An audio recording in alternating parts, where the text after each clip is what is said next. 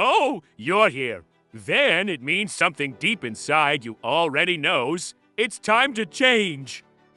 Picture this, it's Sunday night. You're lying in bed, and suddenly you're buzzing with ideas. Tomorrow, I'm starting that novel. Tomorrow, I'm hitting the gym. Tomorrow, I'm becoming the person I've always wanted to be.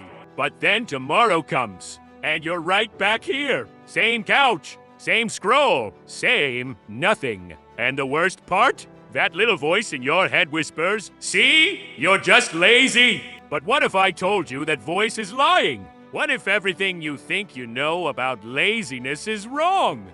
Stick around, because what I'm about to show you will completely change how you see yourself. Here's something wild. Your brain doesn't actually want you to succeed. I know, brutal, but hear me out. Your brain has one job, keep you alive.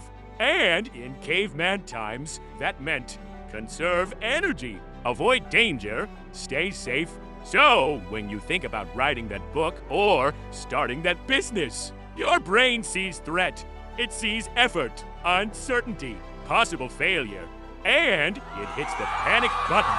Danger, danger. Quick scroll TikTok.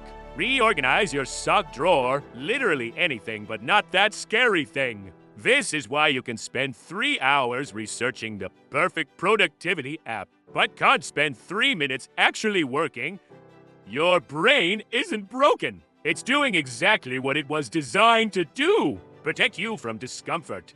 But here's the problem. Everything worth doing lives outside your comfort zone. So, we're not fighting laziness. We're fighting millions of years of evolution.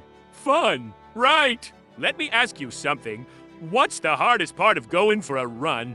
It's not mile 5. It's not even mile 1. It's putting on your shoes. Scientists call this activation energy, the massive push you need to start something. And it's why that first step feels like trying to bench press a piano. But Newton figured this out 300 years ago. Objects at rest stay at rest. Objects in motion stay in motion. Once you're moving, you don't need motivation anymore. You've got something better, momentum. Think about the last time you finally started that project you'd been avoiding for weeks. Remember how after 10 minutes you thought, wait, why was I so scared of this? That's momentum. The secret isn't becoming more disciplined. It's engineering your life so that first push is stupidly, almost embarrassingly easy. All right, here's where things get practical. 3 steps, that's it. Step 1, make it stupidly small. I want to write a book. Don't commit to writing for an hour. Write 1 sentence. That's it, 1 sentence. And you're done. Your brain goes, oh, that's it. That's nothing. And suddenly, there's no resistance. Most days, you'll write way more.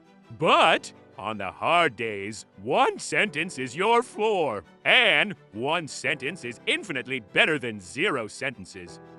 Step 2, trick your environment. Willpower is a myth. Seriously, studies show it depletes throughout the day like a phone battery.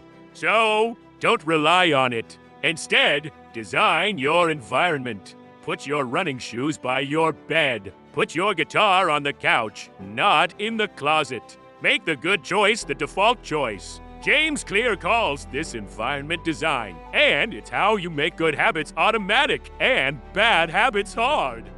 Step 3, the 2-minute trick. This one's magic. Promise yourself just 2 minutes. Not an hour, not even 15 minutes. 2 minutes. Set a timer. Read 1 page. Clean 1 surface. Do 1 push-up. When the timer goes off, you're free to stop, no guilt, no shame. But here's what happens 90% of the time, you keep going. Because objects in motion stay in motion. And once you're moving, your brain forgets it was scared in the first place. Okay, wild science moment. Researchers at the University of Missouri bred mice for 60 generations. They separated the ones who loved running from the ones who didn't. After 60 generations, the active mice had completely different brains. Their dopamine systems were supercharged. They literally craved movement like we crave coffee. The lazy mice, their brains never developed that craving, and humans aren't that different. Some of us are wired to chase goals like our lives depend on it. Others, we're wired to chill, conserve, survive. So, yes, part of your laziness might actually be genetic. But, and this is huge, genes are not destiny. Your environment, your habits, your daily choices can literally change how your genes express themselves. It's called epigenetics. You're not stuck with the brain you were born with. You can rewire it. So, here's the truth nobody tells you. You don't need to become a completely different person. You don't need to wake up at 5 a.m. or meditate for an hour or have your life together. You just need to start. One sentence, one push-up, one step. Every single person you admire, every artist, athlete, entrepreneur started exactly where you are right now. The only difference? They learned to light that spark every single day. Because consistency isn't about being perfect. It's about showing up when it's hard. And here's the beautiful part.